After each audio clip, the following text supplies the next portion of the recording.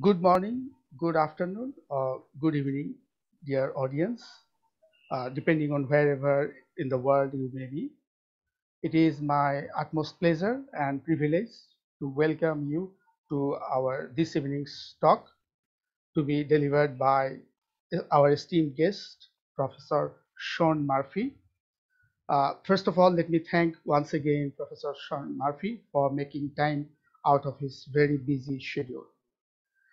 Before I say a few words about this evening's talk, let me just try to give a brief overview of the very long and illustrious career of Professor Sean Murphy. Professor Sean Murphy teaches, writes, and practices in the fields of public international law and US foreign relations law. Before joining the George Washington University Law School faculty in 1998, Professor Murphy served as legal counselor at the US Embassy in The Hague, arguing several cases before the International Court of Justice and representing the US government in matters before the International Criminal Tribunal for the former Yugoslavia. He also served as US agent to the Iran-US Claims Tribunal, arguing cases on behalf of the US government. Between 1987 and 1995, he served in the US Department of State Office of the Legal Advisor. Since leaving the US government, Professor Murphy has represented several countries in international courts and tribunals, including Ethiopia, Jordan, Kosovo, North Macedonia, Suriname, Uganda, and the United States. Has served as an arbitrator in interstate and investor-state arbitrations, and is currently an ad hoc judge on the international law for the sea. Professor Murphy is a member of the UN International Law Commission, for which he served as the Special Rapporteur for Crimes Against Humanity. Professor Murphy has served on the American Journal of International Law Board of Editors and also as the President of the American Society of International Law. Professor Murphy has published very extensively in various areas of international law, and he has won several prestigious awards for his writings. And I can say that I have been an avid reader of Professor Murphy's works. As a student of public international law, I have grown up reading many of his fascinating works. Now, regarding our today's topic, maritime delimitation is a very important practical area. Perhaps over the years, over the 70-odd years journey of the ICJ, as a single subject matter, this has attracted the most number of cases, the maritime delimitation between states at the ICJ.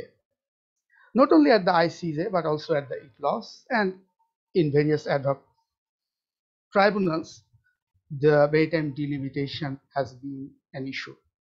And over the years, the courts and tribunals have often taken divergent approach. At the risk of some simplification, I think I can say that in the North Sea Continental Shelf case, the court took more of a declaratory approach to delimitation, that this is more a geographical thing, more a technical thing. The delimitation is just more of a declaration, nothing else. But then in the Black Sea and in other cases, the courts have taken different approaches. In some cases, the courts have formally adopted some relevant criteria in determining the delimitation between the rival states. In some cases, the coastal area, geographical features, and many others. And some commentators, as I understand it, have variously observed that maybe in the course of its delimitation, the courts have taken a case-by-case approach, which has not always been very consistent. So I look forward to seeing how Professor Murphy observes this and what particular change or pattern he can he observes for us since the maritime delimitation case involving Bangladesh. So thank you, Professor Murphy, once again for agreeing to be a part of our webinar series, for spending your time. I look forward to Professor Murphy's talk and also to your questions, dear audience. Thank you all. Professor Murphy, the floor is yours. Well, thank you very much, Rizwan, for that very kind introduction. And thank you for the invitation to be with the North-South University for this webinar. It's great to see students joining in on this.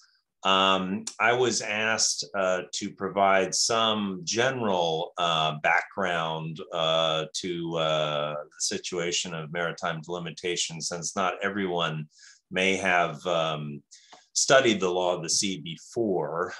So I'll be doing that before getting into a little bit more of the details of delimitation processes. The basic idea is to look back at the 2012 Bangladesh-Myanmar delimitation and to think about how that unfolded and ways in which it's influenced some of the case law that's occurred since that time. So we're going to start with some basics of maritime delimitation. And let me start by noting that, of course, we do have a Law of the Sea Convention that entered into force in 1994 that lays out certain types of maritime zones that states are entitled to claim. And so I'll show you here on the screen what those zones look like. You would start on the coast on the very left of your screen at the baseline. That's typically the low water mark along the coast. But it is possible to draw baselines in other ways, such as across a bay or a riverfront. You then have the territorial sea. That's the 12 nautical mile maritime zone just outside the baseline. It is essentially your sovereign territory, but there is a right of innocent passage through it for other states' vessels. Outside that territorial sea, the two zones I want to focus on are the exclusive economic zone, which extends as far out as 200 nautical miles from the baseline. That's basically a fishing zone. And so you have, as the coastal state, sovereign rights in that zone to regulate fishing, including the allowable catch and the allocation of that allowable catch, either to your own fishermen and women or to foreign fishing vessels. Separate from the exclusive economic zone, you also have the continental shelf regime. So the continental shelf is the land mass extending out from the coastline, going all the way out until it hits the deep seabed area.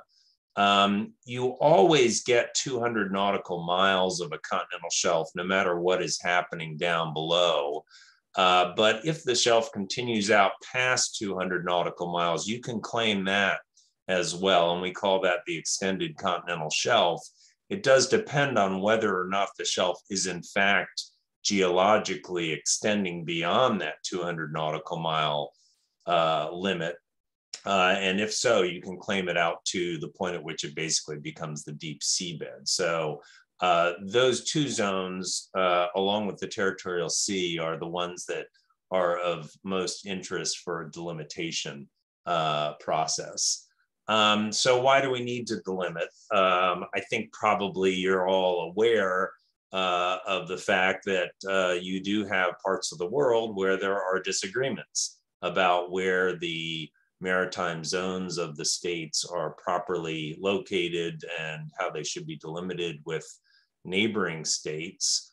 This is showing you on this slide the South China Sea. I'm sure you're familiar with it.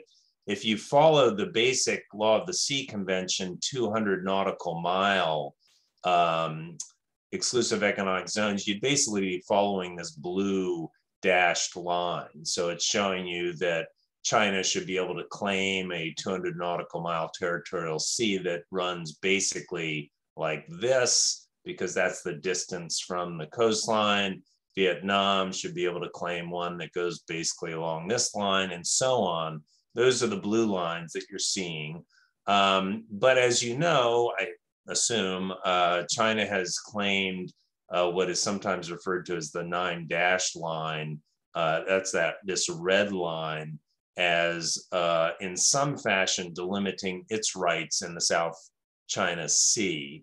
It's not entirely clear what that line is based on. It might have something to do with islands in the South China Sea. It might have something to do with what China believes to be historic rights in the South China Sea. In any event, we have had a delimitation decision that, or at least an arbitral decision that talks about some of these rights between China and the Philippines. But I'm really just raising this to point out that there's disputes that do exist that do need to be resolved between states. So how do we resolve those disputes? Well, the main provisions in the Law of the Sea Convention that we have appear in Article 15 and Articles 74, Paragraph 1 and 83, Paragraph 1. Taking Article 15 first, this is focused on the territorial sea. And the basic rule is you should try to reach agreement about delimitation in your territorial sea, but if you can't, then neither state should go past the median line. You could also call that the equidistance line that is between the two states. If you select base points within this area of the territorial sea and you measure geometrically what's the line exactly in between the base points of the two separate states, you shouldn't go past that line, is the basic rule. There may be exceptions based on historic rights or special circumstances, but the median line or equidistance line has a very strong place when it comes to the territorial sea. For the exclusive economic zone and continental shelf, we have Articles 74 and Article 83. 74 is in the section that deals with the exclusive economic zone, and 83 is in the section that deals with the continental shelf. This is a little bit of a different rule. You should try to reach agreement, but in the absence of agreement, you should negotiate an equitable solution. So what we're aiming for is equitable solution. That might be an equidistance line, but it might not be an equidistance line. And so this is a little bit more of an open textured possibility for where you end up when you're delimiting outside the territorial sea in the area of the exclusive economic zone and continental shelf. So what does this all mean? The best thing you could do as a state would be to try to reach an express agreement with your neighboring state, ideally reduced down into a written treaty that would make quite clear where your maritime boundary is located. Here, I'm showing you the Gulf of Tonkin Maritime Boundary Agreement between Vietnam and China, which created this orange line that basically separates the maritime spaces between Vietnam and China, China being not just the mainland, but Hainan Island as well in this area. What's interesting about the ability of reducing it down to a written treaty is that it also gives you the opportunity for some creativity. And creativity here is in the form of these fishing zones that were created that actually allows Chinese fishermen and women to cross the orange line and fish in this area, which is on the Vietnamese side of the line, and likewise Vietnamese fishermen and women to cross over the line and fish in this side of the line. So it allows you to play around a little bit with rules so that you're not necessarily wed to the Law of the Sea Convention. You can be a little bit more creative about creating joint resource zones. So ideally, you'd negotiate a treaty. But what if you haven't negotiated a treaty that both sides have clearly decided on the delimitation? Well, that takes us into the Bangladesh-Myanmar situation that was addressed back in 2012. There was no bilateral treaty between the two states. So Bangladesh attempted to argue that there was a different kind of binding agreement in the form of agreed minutes. These were minutes that were produced in the course of a series of negotiating rounds between Bangladesh and Myanmar that were recording the outcome of the meetings. And Bangladesh had tried to argue that in both 1974 and in 2008, agreed minutes were concluded that should be regarded as a legally binding agreement that would delimit the area of the Territorial Sea, roughly following this line here on the right-hand side of the screen. This claim was not persuasive to Myanmar. They felt that it was not a binding agreement. When eventually the matter is placed before the tribunal that decided the case between Bangladesh and Myanmar, the tribunal also did not agree that this was a binding agreement. Instead, the tribunal said these minutes are simply recording the outcome of some negotiating sessions. In those sessions, Myanmar was clear at every point that it would only agree to a territorial sea delimitation if it, as a part of a comprehensive boundary agreement. Further, the tribunal noted that the negotiators weren't empowered on behalf of the states to reach a binding settlement.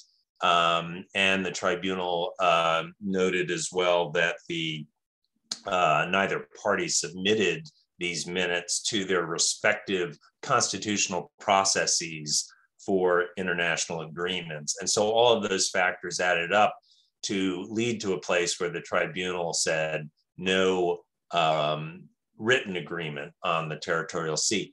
It led to further consideration of an argument by Bangladesh whether there was a tacit agreement, meaning that, okay, it wasn't in writing, both sides saying this is the boundary, but tacitly, the two sides had reached agreement. Again, the tribunal didn't find that persuasive, nor persuasive that somehow Myanmar was stopped from departing from a line of the kind that you see on the screen. So different ways in which the tribunal was thinking about, was there an agreement? Was there some form of estoppel that would have been a product of the parties' conduct that would lead to the conclusion of a territorial sea boundary? Tribunal says we don't see that. So in the absence of an agreement reached between the parties, you have to then go to some sort of dispute settlement process. Up on the screen now, I'm showing you the most likely processes you might pursue. Conciliation is a process involving a panel, normally of 5 individuals, that would receive arguments from both sides and then issue a report. The report itself would not be legally binding, but ideally it would influence the parties sufficiently to bring about the two parties concluding a binding agreement. So that's the idea in the process. And the Law of the Sea Convention has an Annex 5 that lays out how that conciliation can go forward. Another possibility is to go to the International Tribunal for the Law of the Sea. That's set up under Annex 6 of the Law of the Sea Convention. Third, International Court of Justice, you could go there either using the Law of the Sea Convention or using other bases of jurisdiction before the court. And as Rizwan indicated, there have been many cases on delimitation taken to the International Court of Justice even before the Law of the Sea Convention was adopted in 1982 and entered into force in 1994. A fourth possibility is an arbitral tribunal. We often refer to these as Annex 7 arbitral tribunals because that's the annex in the Law of the Sea Convention that sets them up. Also, typically 5 individuals, but this time the panel issues a legally binding arbitral award. A fifth possibility, so far never invoked in a dispute settlement process, would be a special arbitral tribunal. These would be panels of arbitrators with specialization in a particular area, like fisheries or navigation or the marine environment, regulated by Annex 8 of the Law of the Sea Convention. I think the idea here was if you had a navigation dispute, let's put the matter before a panel of individuals who are experts in navigation. So what happens with Myanmar, Bangladesh? The 2 countries agree to go before the International Tribunal for the Law of the Sea. So item number 2 on the list. And as you may know, that's based in Hamburg. It was established after the entry into force of the Law of the Sea Convention and set up shop basically in 1996. It has 21 judges elected by the parties to the Law of the Sea Convention. It's possible that each state that's appearing before it does not have a judge of its nationality, in which case 2 ad hoc judges may be appointed by each of those 2 states, and that did happen in the Myanmar, the Bangladesh-Myanmar case.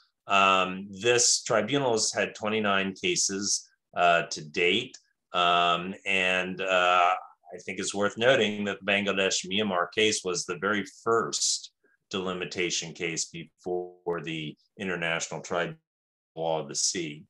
So when you embark on delimiting, you have to, in the very first instance, determine the relevant coasts and the relevant maritime areas that you're attempting to delimit.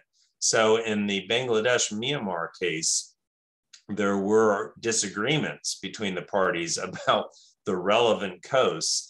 Myanmar was attempting to say that a very large portion of Bangladesh's coast here in this sort of center part was not actually relevant to the maritime dispute because it was not facing towards the area of delimitation. So this is facing this away, this part is facing that away, basically an effort to say this whole area of the Meghna estuary should be taken off the table as part of relevant coastline.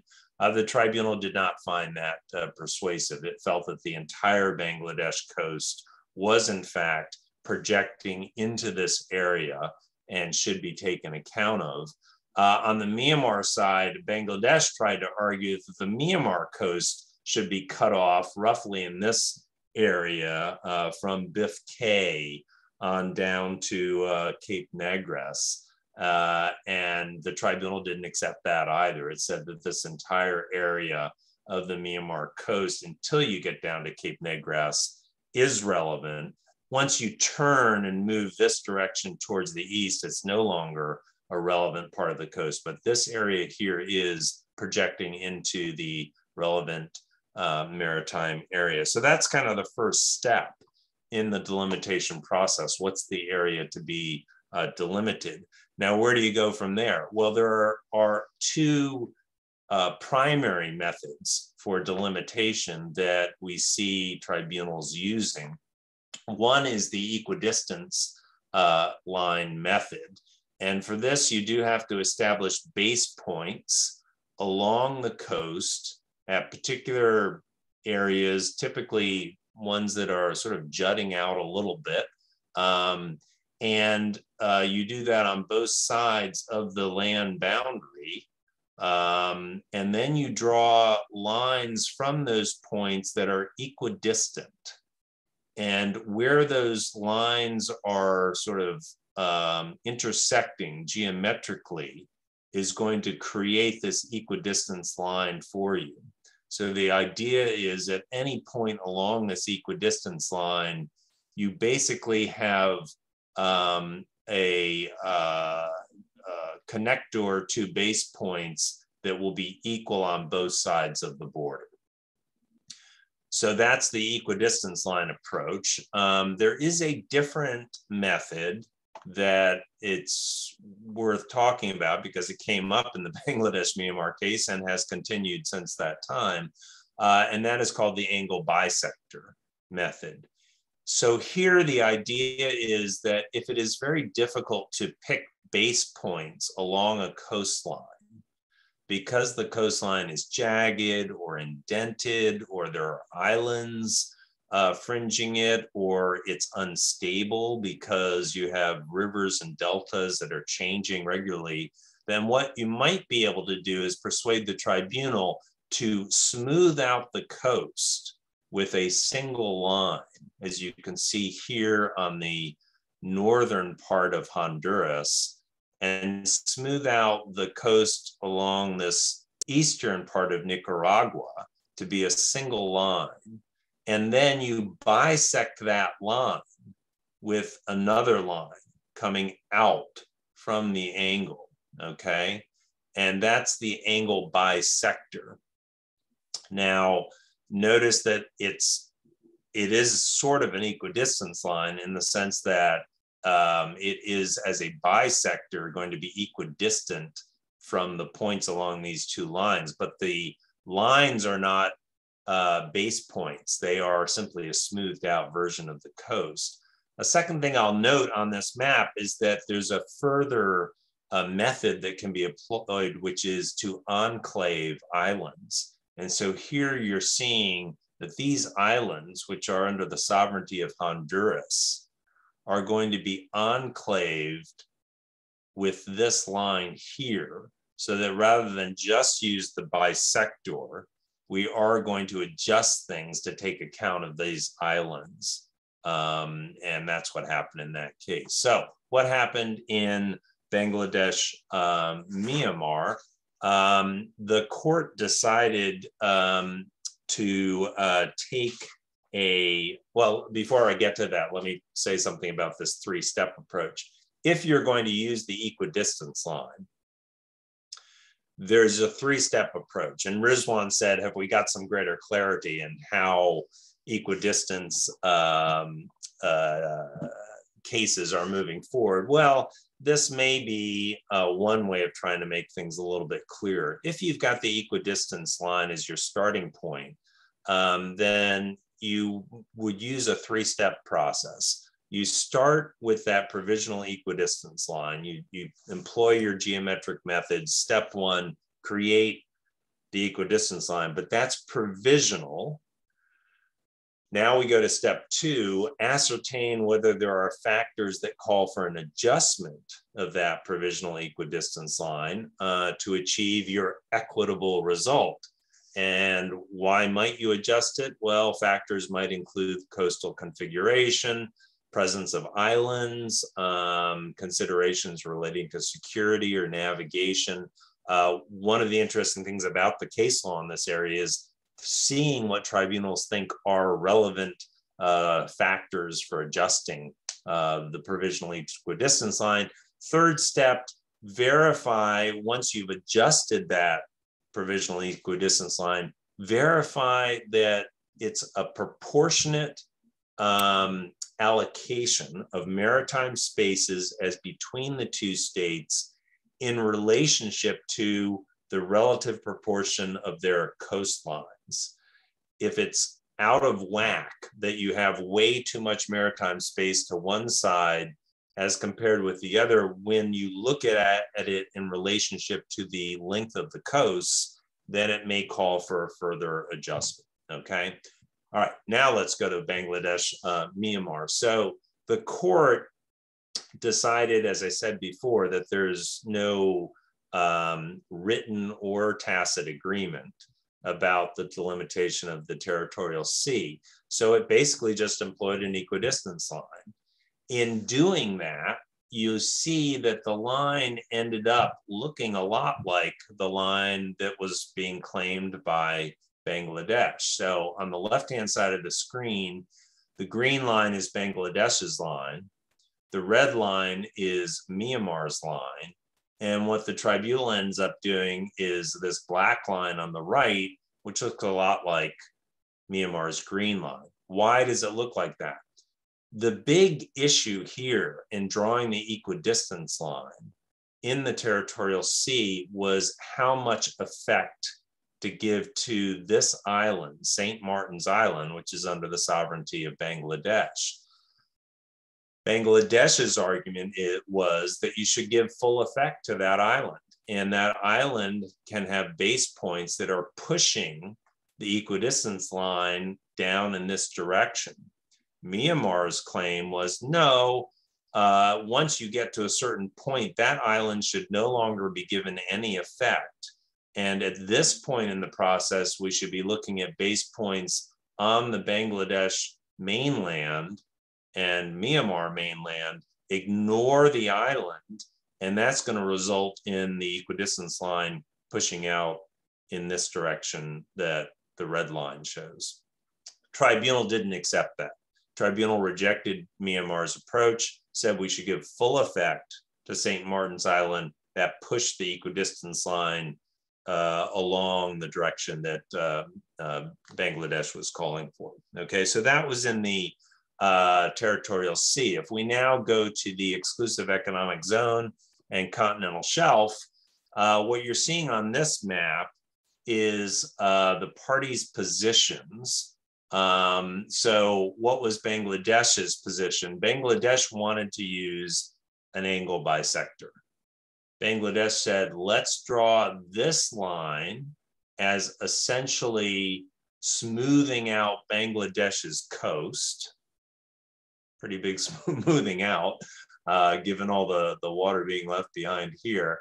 And let's draw this line smoothing out Myanmar's coast. So we're going to ignore, some of this land coming out, but we're also going to close off some of the water here. And then let's draw a bisector coming out of that angle. So angle bisector approach. Bangladesh also said, of course, to marry up this line with our Territorial Sea, we should push it south, and it should be this green line here. So same angle, same azimuth of 215 degrees as the angle bisector, but let's do it a little bit further to the south so that it can marry up easily with the Territorial Sea equidistance line. So that was Bangladesh's approach. Do it via an angle bisector, adjust it slightly to match up with the Territorial Sea. What's Myanmar's approach? Myanmar's approach is the equidistance line. They say, forget the angle bisector. There's no reason to do that. Let's do a equidistance line, and it's going to be this red line coming out here. Okay.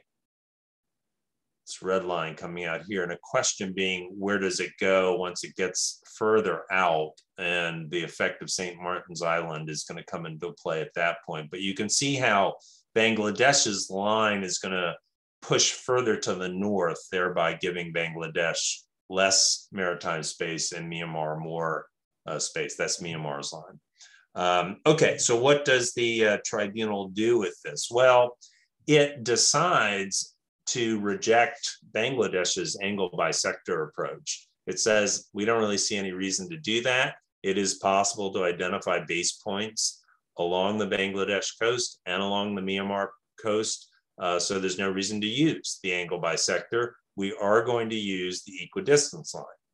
So they use the equidistance line, which if they had just stopped there, step one of the three-step approach, it would have probably gone very much in Myanmar's direction. But the court says, let's go to step two. Are there special circumstances that merit adjusting the equidistance line? And the answer was yes, there is. What was the special circumstance? The concavity of Bangladesh's coast. The fact that the coast was concave meant that it was pulling this line inward in a way that was going to cut off Bangladesh's coast. And because of that cutoff, the tribunal says we should push this equidistance line further to the south And where does it end up? It actually ends up basically on that azimuth that looks a lot like the angle bisector line, but they don't push it further south the way that Bangladesh had hoped for. Instead, they're going to bring that azimuth up along the sort of original place where the angle bisector was, and then marry it up with the Territorial Sea in a manner that creates a bit of a loop. And you'll see that on this next slide, that the Territorial Sea equidistance line comes out, but then it's going to curve west and north to connect up with this azimuth on the 215-degree line, and that's what's going to come out from there. So this is the basic boundary that was set up by this tribunal. There is a curious little place called the gray area in here, which I'll just mention. It's an area where, because of the way that the 200 nautical mile exclusive economic zones operate, you have Bangladesh's exclusive economic zone stopping at this green line. That's 200 nautical miles from the Bangladesh coast. By contrast, the Myanmar exclusive economic zone is following this line, 200 nautical miles from Myanmar's coast. Notice how it continues here, creating this gray zone area where Myanmar does have an exclusive economic zone and Bangladesh does not. And yet it's on the northern side of the delimitation line. So what does this create? It creates an exclusive economic zone of Myanmar in that gray zone area, but underneath it on the continental shelf is Bangladesh. So you have an overlay in that limited area of a Myanmar exclusive economic zone and a Bangladesh continental shelf. That's the gray area. Okay, given that we're running out of time, I will move along a bit more quickly.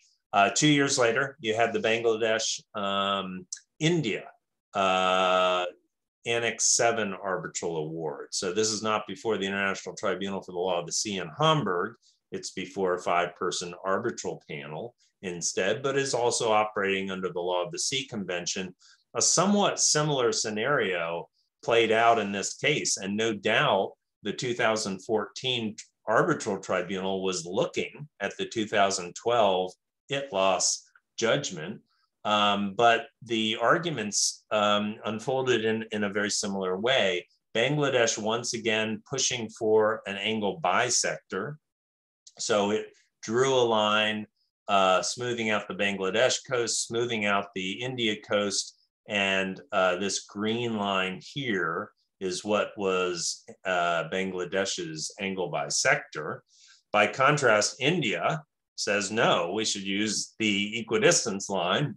And if you run the equidistance line using relevant base points, India viewed this red line as being the relevant delimitation, obviously trying to push the line as far to the east as they could.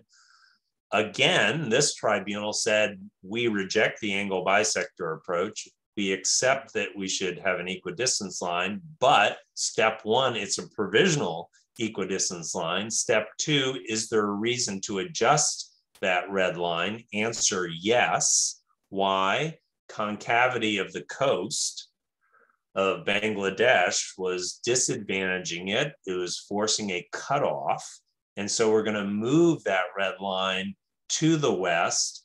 And it's going to be this black line that, again, largely lines up with Bangladesh's angle bisector. And so that becomes the maritime boundary. Bangladesh had also hoped to create a bit of a corridor here for it to go out with its continental shelf. The tribunal did not buy onto that and instead continued the line heading basically due south. So where does that leave Bangladesh after the 2012 and 2014 decisions? Territorial Sea, 12 nautical miles, a thing called the contiguous zone.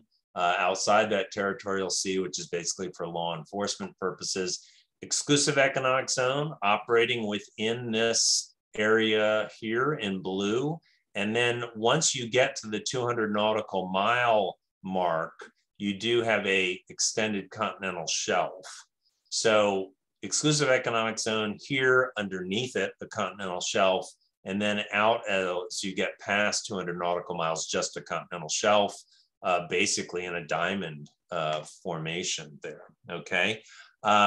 The tribunal did in step 3 look at the proportionality of this, and thought I had a proportionality thing, but maybe not. In any event, what they said was when you look at the length of the Bangladesh coast for both of these tribunals, Myanmar and India, and compare it to the maritime area being accorded to Bangladesh, and compare that to the coasts of Myanmar on one side and India on the other side, the proportions are close enough so that the maritime spaces are in a reasonable proportion to the coastlines that are facing into the area. So step 3 did not result in any further change in the boundaries for either Bangladesh, Myanmar, or Bangladesh, India. Okay, very much running out of time because I do want to leave room for questions, but just a couple things. Peru, Chile came in 2014, resulted in a tacit agreement extending a parallel out 80 nautical miles. In deciding that that tacit agreement existed, no doubt they were looking back at the Bangladesh-Myanmar decision, thinking about what is required for a tacit agreement, and reaching a conclusion that in fact it did exist in this case, even though it didn't in Bangladesh, Myanmar. Once you get to that 80 nautical miles, then they pursued the equidistance line, and that's what you're seeing there. 2017, we had Cote d'Ivoire, Ghana. Here, Cote d'Ivoire, like Bangladesh, argued for an angle bisector approach. If you'd smoothed out this coastline, take away this bump of Ghana, it would have resulted in an angle bisector going like this south.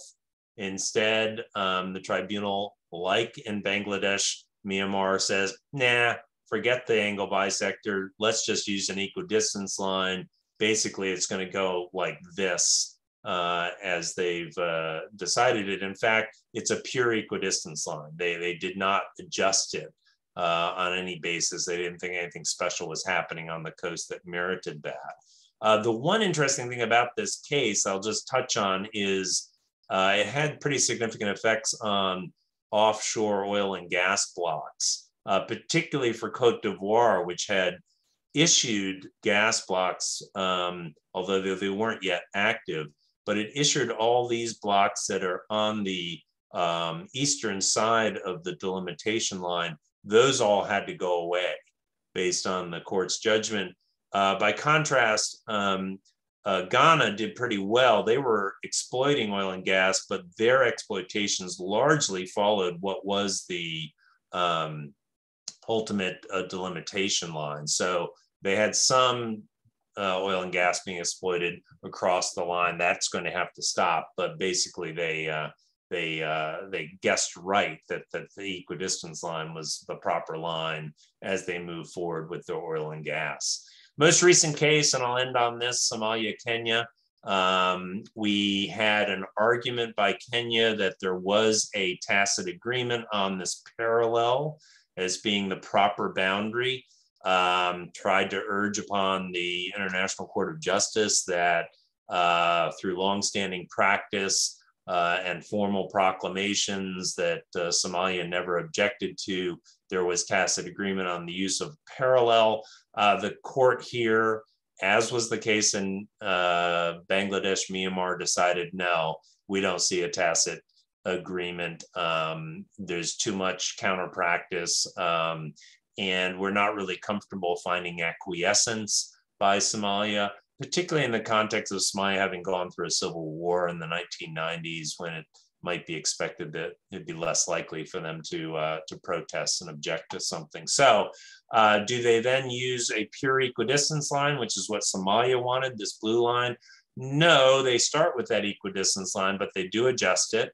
They feel that that line would be cutting off Kenya's coast. So this too is looking a bit like the Bangladesh scenario. So they push that line further to the north, and this is the maritime boundary that the court ends up settling upon. So they reject Kenya's preference, they reject Somalia's preference of a pure equidistance line, and end up with something a little bit in between, although probably favoring Somalia's position more than Bangladesh. Okay, I think I should leave it at that, open it up for any questions or comments folks have. I hope that's been interesting and helpful, and I look forward to hearing your thoughts.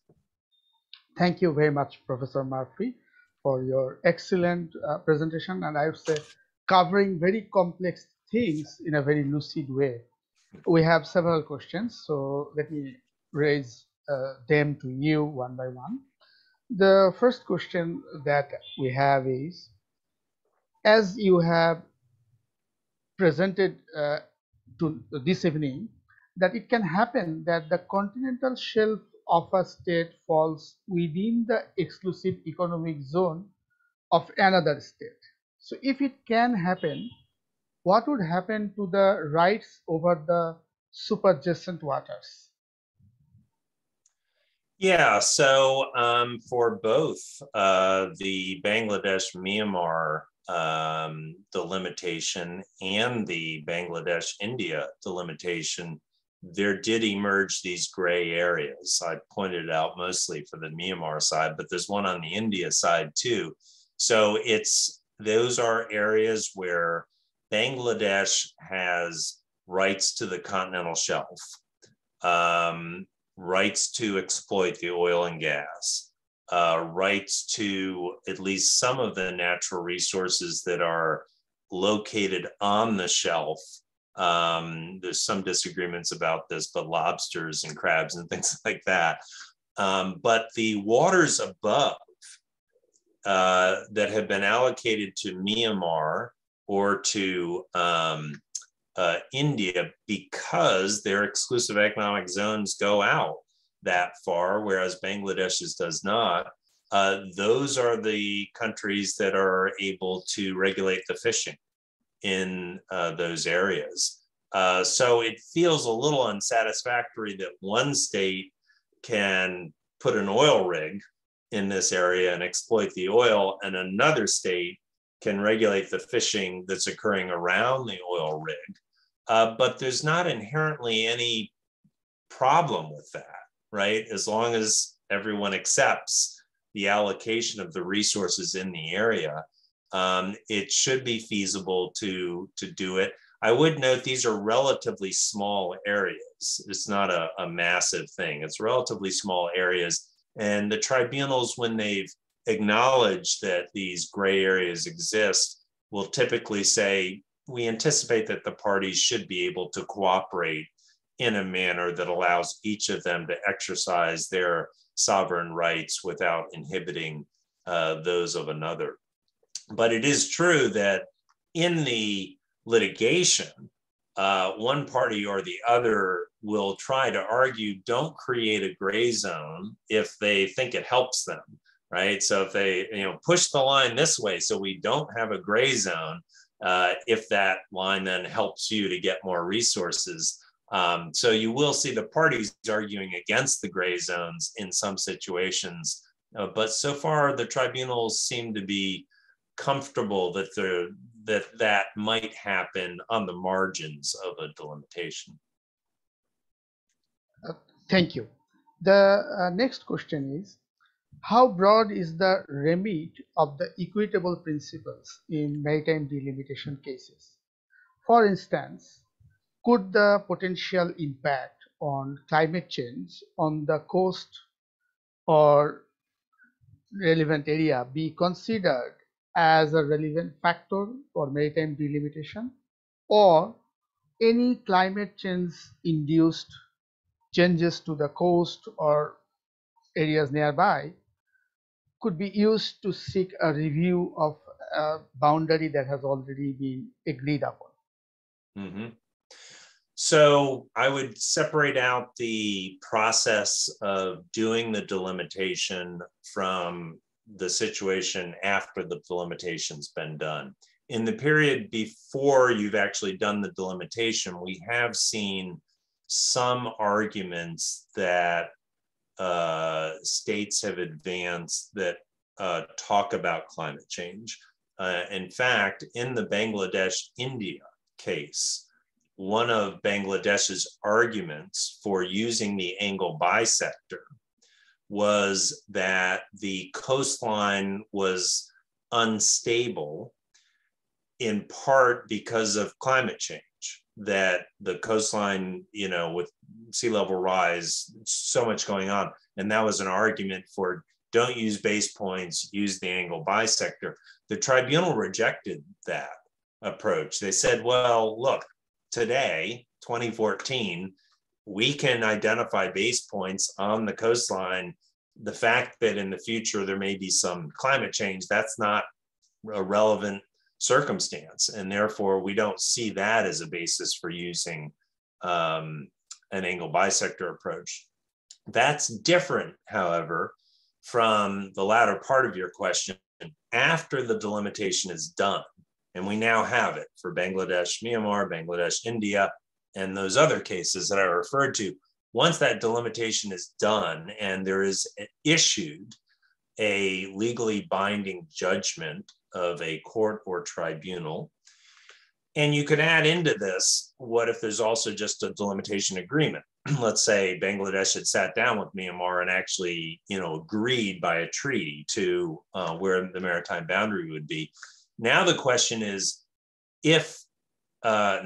when sea level rise occurs and the coastlines change, often receding inland, as may well happen with Bangladesh, does that affect the existing boundaries that have been identified by a court or tribunal or in a bilateral agreement? And the answer is, it certainly doesn't affect them as between the two states. So it's a legally binding arbitral award or ITLOS judgment or ICJ judgment. It's binding on the states. There's no question about that. And the treaty, if there was one between the states, clearly binding. The more difficult question is whether it has legally binding effects vis-a-vis third states. Recall that normally before international courts and tribunals, it only binds the states before the court, not third parties. And similarly with a bilateral treaty, that binds the states, the treaty, not to others. The question then becomes, what about these third states? And there is certainly some sentiment that boundaries should be regarded as settled, whether you're talking about land boundaries or maritime boundaries, even when there's a fundamental change of circumstances. And you can go to the Vienna Convention on the Law of Treaties and see, I think it's Article 62, that there's this sense that changed circumstances should not affect boundaries.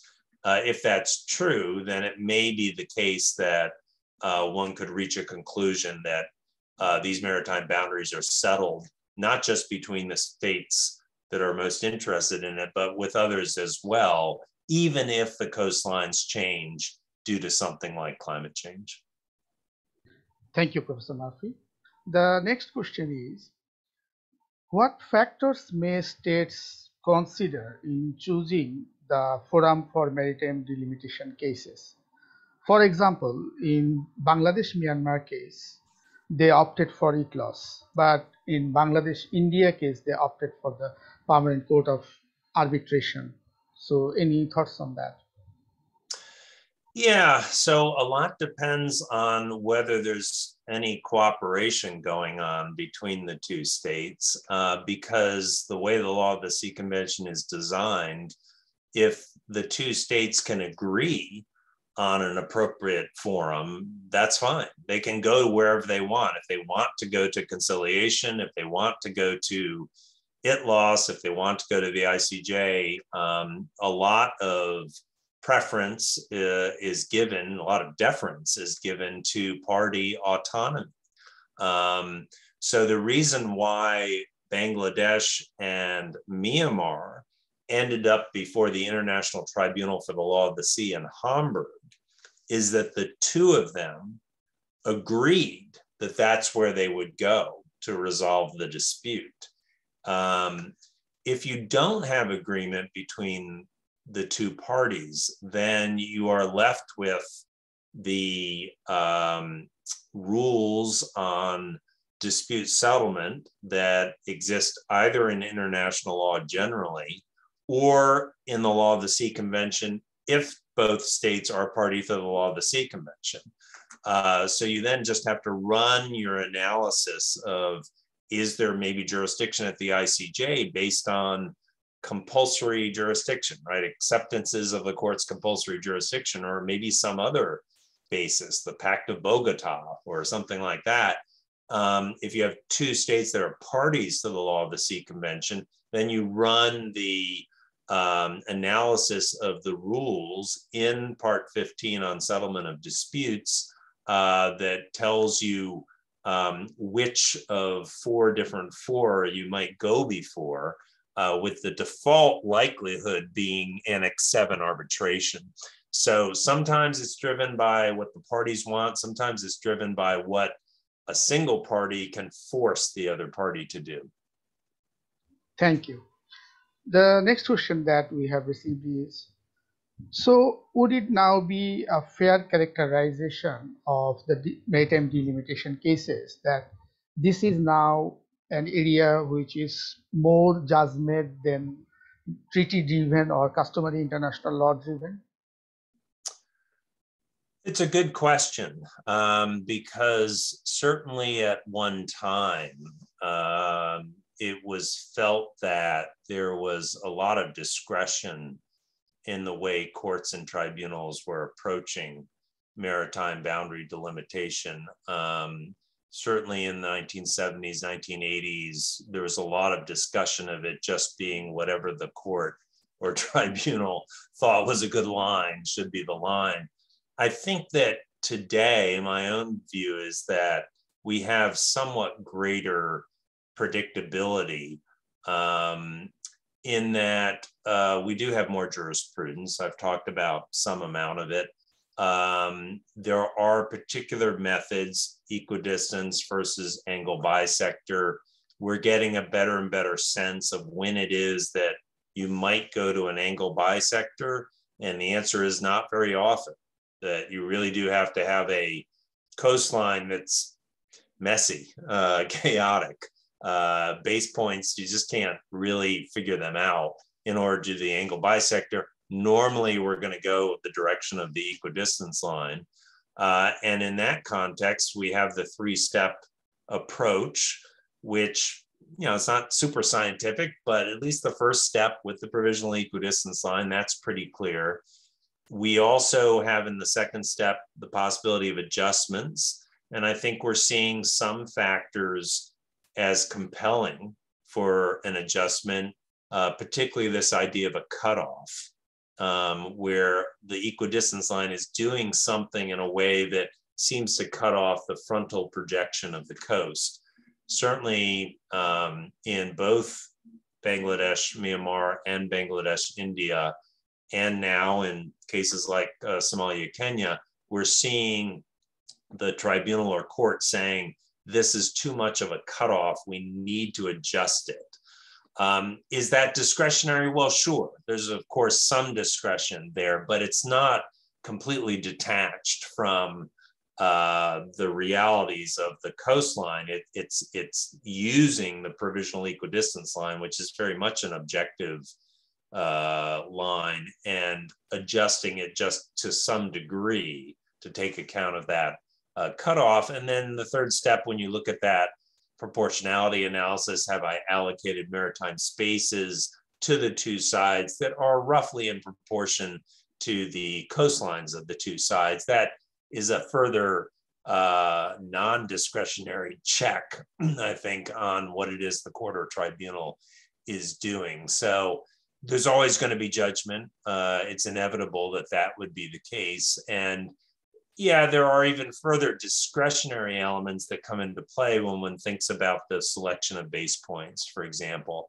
But I think by and large, we're seeing through the development of jurisprudence, a stronger and stronger sense of the way courts and tribunals should be selecting the boundaries, the maritime boundaries, that makes it look less discretionary than I think at one time it did. Thank you, Professor Murphy. Now we are already out of time, but I would entertain one more question. This is from Mr. Kazi Omar Faisal, Catholic University, from Catholic University of Leuven, Belgium.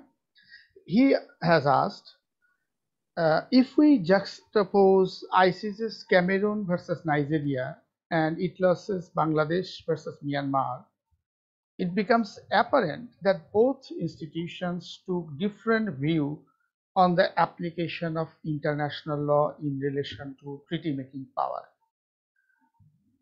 He says that he is not aware of any other example, but does this imply that both institutions may risk moving towards the fragmented jurisprudence of the law of the sea? You see, the broader question about more international legal courts and tribunals and what that means for fragmentation of international law. So your take on that, Professor Murphy. And his comparison was between, did you say the Nigeria-Cameroon case and Bangladesh-Myanmar? Is those the two cases? Yeah, that's correct. Bangladesh-Myanmar and Cameroon versus Nigeria, particularly on the application of internal law in relation to the power of making treaties, not just on law of the sea. Right. Yeah, so it's an interesting observation. We are seeing internal law factoring into a number of these cases. So even if you look at the Somalia v. Kenya case, one key reason why Kenya was unable to establish the existence of a tacit agreement or an estoppel scenario was it had made proclamations about use of a parallel as the maritime boundary, but its internal law, statutes that have been adopted in the late 1980s and in the early 2000s did not state that the parallel was the maritime boundary. And so there are different ways in which national laws might feature, either speaking directly to the boundary or speaking to the existence of an agreement in the sense of, did you go back and ratify this agreement through your parliaments and things of that sort. I'm not sure I can answer the question directly. I would say that, of course, Nigeria-Cameroon is a decision in roughly 1996, Bangladesh-Myanmar 2012. Whenever we think about are there inconsistencies, we also need to just think about the progression of jurisprudence over time. And I think, the further back you go, the less jurisprudence exists and the more struggling to figure out what's the correct approach. And as you build jurisprudence over time, it may become clearer and clearer what the correct approach is. But if the underlying aspect of the question is, one case, Cameroon, Nigeria is ICJ, another case, Bangladesh, Myanmar is ITLOS, we can have two different tribunals approaching things in a different way. And you add to that the Annex 7 arbitral tribunals, yes, we have fragmentation, not just substantively in international law, but fragmentation in terms of the venues where decisions are reached. and we don't have an appellate body that reconciles all of this. So there is a possibility of fragmentation. I don't know if on this issue necessarily I would say there is one, but it is possible. And arguably that's a bad thing, but I don't know if it's a bad thing. I think we do live in a very diverse world. It's not easy to create an international legal system, including the institutions of that system. And if by creating an appellate body, we would have to force states into things that states aren't willing to do, that's a bad thing. So we may be necessarily left with a world where there is some amount of fragmentation, both in the substantive and in the procedural law, as can exist in national systems as well.